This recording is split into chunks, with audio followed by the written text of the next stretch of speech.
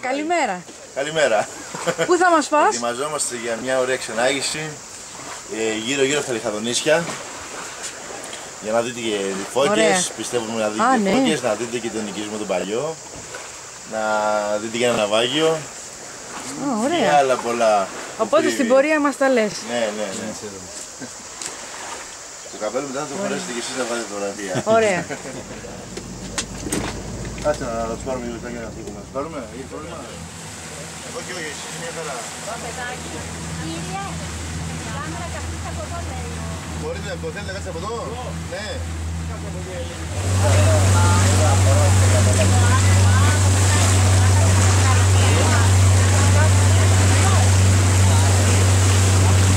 Λοιπόν, εδώ πέρα στο αριστερό μας χέρι είναι η τελευταία Εύβοια.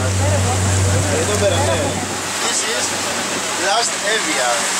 Only here Καμένα Βούρλα and this Άγιος Κουφαλίνος. Αυτή είναι η Μανολιά. Μανολιά, λοιπόν. Τα νησάκια που θα δείτε είναι ένα σύμπλεγμα από 7 μικρά νησάκια. Το μεγαλύτερο με κέντρο η κρατήρα τη Στρογγυλή που είναι στο αριστερό μας χέρι. Η Στρογγυλή πάνω έχει ένα φάρο. Εκεί πέρα πριν 15 χρόνια ακόμα κατοικούσαν φαροφύλακες. Λοιπόν, το μεγαλύτερο νησί στα Λιχαδονήσια είναι αυτό στα δεξιά μας, η Μανολιά. Έχει πάρει την ονομασία της γιατί υπήρχε ένα μοναστήρι δυτικά του νησιού που ήταν η Μονή Ηλία. Για έτσι ονομάστηκε Μανολιά. Λοιπόν, τα Λιχαδονήσια έχουν πάρει την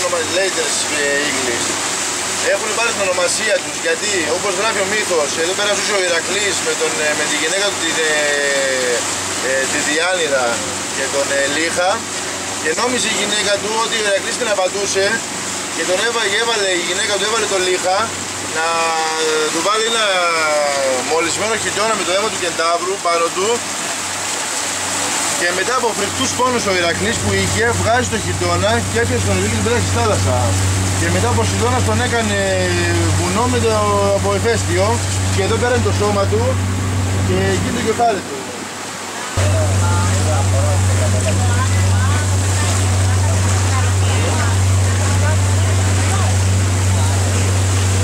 Τώρα στα δεξιά μας θα προχωράμε.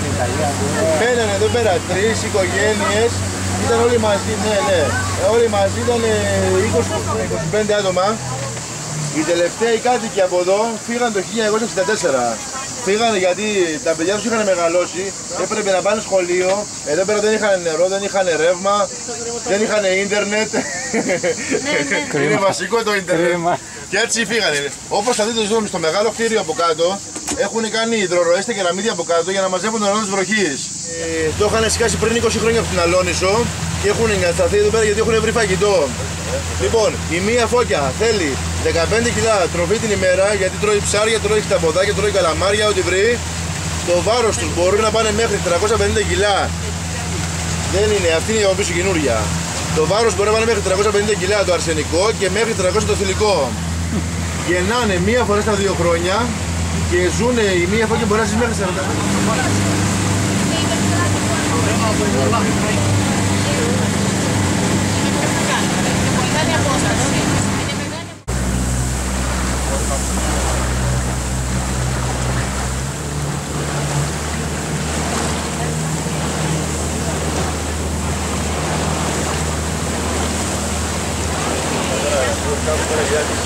Και στέλνει όλο το Αιγαίο μαζί τον Λακώνερα.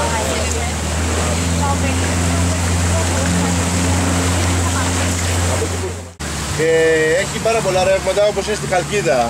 6 ώρες βορρά, 6 ώρες νότο με μια ενδιάμεση στάση μισή ωρίτσα. Λοιπόν, εδώ στο αριστερό μας χέρι υπάρχει μια ταμπέλα, τη βλέπετε? Από την ταμπέλα και έξω προς τα εδώ πέρα δεν θα έρθετε καθόλου για μπάνιο. Μόνο από την ταμπέλα και μέσα και εκεί τρέφουν το καραβάκι και πέρα. Hello, please, listen the captain. This I have a sea stream. You know stream? This water 6 hours up, 6 hours down. Yes. Be careful, please, from here. No swimming. Είμαι από το Δεκάνης από την Κάρπαδο. Και ήρθα εδώ πέρα, με φέρνουν σαν ερωτικό μετανάστη εδώ πέρα. Και έτσι από την Κάρπαθο φέτος βρέθηκε στα Λιχαδονήσια.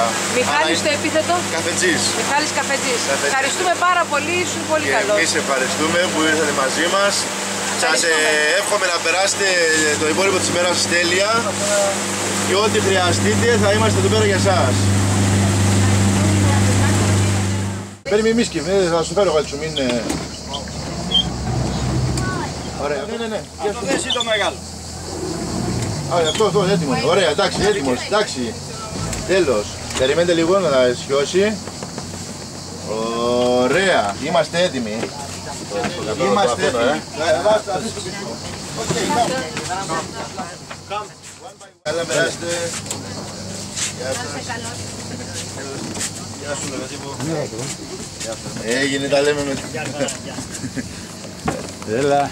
Γεια σου Μιχάλη. Γεια σου Μιχάλη, ευχαριστούμε πολύ. Και ήρθαμε στα Λιχαδονήσια. Κάναμε τη βόλτα μας γύρω-γύρω, είδαμε τη Φώκια.